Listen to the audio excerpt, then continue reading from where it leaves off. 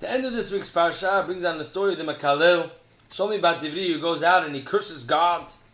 And the Jews grab him, and they're not sure what to do with him, until they're told that the law is that somebody curses our God gets killed. There's a story that Rabbi Yaakov Galinsky, the Tzaddik Kadosh V'Racha, brings down that during the Holocaust he had been sent to Siberia. The Russians had sent him up there. And halfway through the Holocaust, the middle when the war was still going on, they emptied out the gulags and they let him free. Now when they let him free, you run as quick as possible away from where you were. You don't want them changing their mind and putting you back in there. So they got on a train. Where are they going to go? They decided to go south to warmer weather. Remember, Siberia is freezing cold. So they go toward the warmer weather. They're not going to go west back to Europe because the Germans are there. And they wind up in the city of Tashkent. Now, the communist schools got all the kids to come to them. How? There's plenty of Jews living there. But the only way you had any food was because the government gave you food to eat. And if you didn't send your kids to the communist school, they would not give you any food to eat.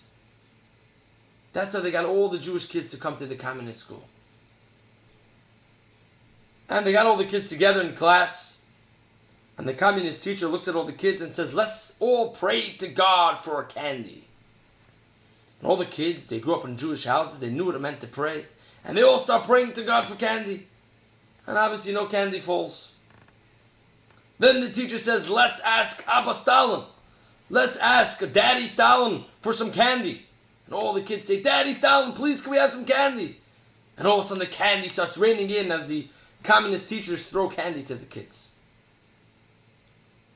After the kids eat the candies, the teacher says, let's thank Daddy Stalin. And all the kids sing, Daddy Stalin, Abba Stalin, thank you so much for the candy.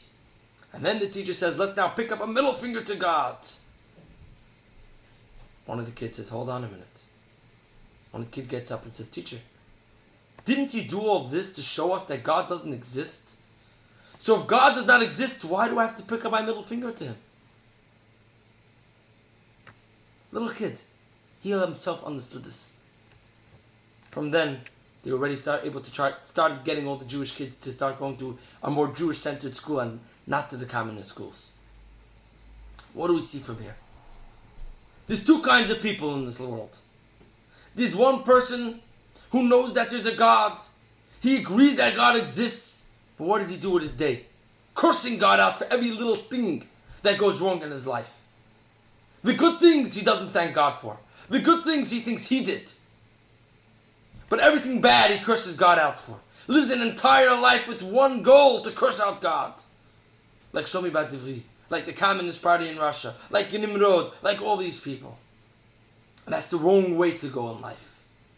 What is the proper way to go? To recognize that there's a God and to thank him for everything he's given you.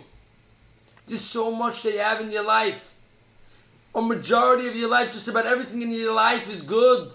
That even you could see is good. And the goal is to thank him. Say, thank you, God, for every tiny little thing I have. Thank you for making that I'm able to see and able to walk and able to smell and able to eat and able to do everything. Thank you, God, for a roof over my head. Thank you, God, for my family. Thank you, God, for everything that I have.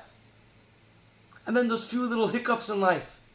Those few little things that we might perceive that might be annoying to us. That we don't realize is also, by the way, good for us. Because God does everything good for us. And that's the lesson that we have to learn from the story at the end of the Parsha. That's this lesson that we need to learn. That everything God does for us is for the best. And that we can't be ungrateful. We have to thank him for every little thing that we have. And if we have that akarot hatov to God, we have that thank you to God, then with that, Be'ezrat Hashem, we zocheh to sit and be neneh from the Ziv HaShechinah, to sit with God in the world to come. Amen.